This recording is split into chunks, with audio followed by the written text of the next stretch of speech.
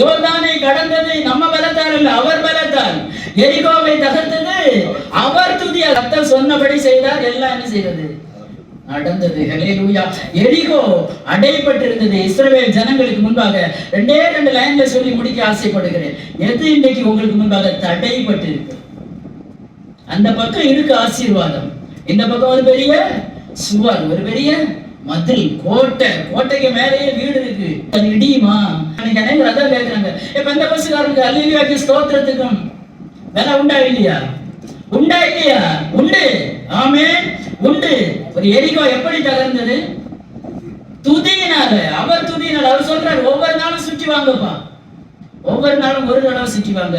ஆண்டவர் ஞானமா சொல்லி கொடுத்தாரு. என்ன தெரியுமா? யோசிச்சு ஒருத்தம் கூட வாய் திறக்க கூடாது 6 நாள். அங்க என்ன நடந்திருக்கும்? ஒரு அவிசுவாசம். நான் அப்படிதான் நினைக்கிறேன். ஹல்லேலூயா. ஒரு அவிசுவாசம் கண்டிப்பா உருவாகி இருக்கும். இது சாத்தியமா? 7வது நாள் எத்தனை தடவை சுத்தி வரணும்? 7 தடவை சுத்தி வரணும். ஹல்லேலூயா.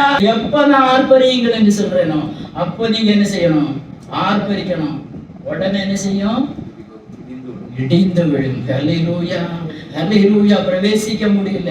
எரிகோ இஸ்ரவேல் ஜனங்களுக்கு முன்பாக தடைபட்டு இருந்தது. ஆமென். சில ஆசீர்வாதங்கள் உள்ள இருக்கிறது, பெற்றுக்கொள்ள முடியல. சில தடைகள். ஹல்லேலூயா. எத்தனை பேர் துதிக்க ஆயத்தமா இருக்கிறீங்க? ஹல்லேலூயா. ஆண்டவருக்கு பெரிய பெரிய ஆயுதங்கள் எல்லாம் என்ன இல்லை, தேவையில்லை. ஹல்லேலூயா. பெரிய ஆயுதங்கள் அவருக்கு தேவையில்லை. யோர்தான் பெரியவன்னா காலு பட்டா போதும். ஹல்லேலூயா. நீ கால் வைக்கிற இடம் ஆசீர்வாதம் தான். ஆமென். ஹல்லேலூயா. 2வதாக உடன்படிக்கையை சுமக்கிற தெய்வ பிள்ளைகளை, நீ உங்க வாயிலிருந்து வருகிற துதி பலன் உள்ளது. ஹல்லேலூயா. வேற கடப்பாறை ஒண்ணும் கொண்டு போகலங்க. 4 கடப்பாறை எடுக்கடா நான் சொன்னாரா? எடுத்து அப்படி என்ன செய்யுங்க? நல்ல யுத்த சன்னத்தரான புருஷர்கள் இருந்தாங்க. யோசுவா எல்லாம் நல்ல பலசாலி தான், யுத்த வீரன் தான். எடுங்க ஆளுக்கு ஒரு கடப்பாரு அப்படியே சொன்னாரு. இல்ல, துதிங்க. ஹல்லேலூயா. ஆர்ப்பரிங்க. கர்த்தர் செய்கிற காரியங்கள் எல்லாம் இயற்கைக்கு அப்பாற்பட்டது. ஆனா மனுஷன் நம்பணும். இதுதான் கர்த்தர் செய்கிறதெல்லாம் எப்படி இருக்கும்? நம்மளால சாத்தியமற்ற சில காரியங்களை கர்த்தர் செய்வார். ஆனா நம்பணும். ஆனா என்ன செய்யணும்? நம்பணும். ஜனங்கள் நம்பினாங்க, ஆர்ப்பரித்தாங்க. எரிகோ அவர்களுக்கு முன்பாக என்ன செய்தது? விழுந்தது.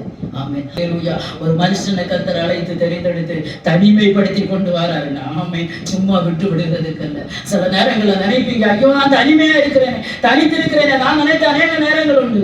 ஹல்லேலூயா. ஆண்டவரே, தனிச்சு கொண்டு விட்டு இருக்கிறீங்களே ஆண்டவரே. ஹல்லேலூயா. உன்னை தனிமைப்படுத்தி கர்த்தர் உங்களை கொண்டு வர்றாருன்னா உங்களை கொண்டு சில காரியங்களை செய்ய போகிறார். ஹல்லேலூயா. ஹல்லேலூயா.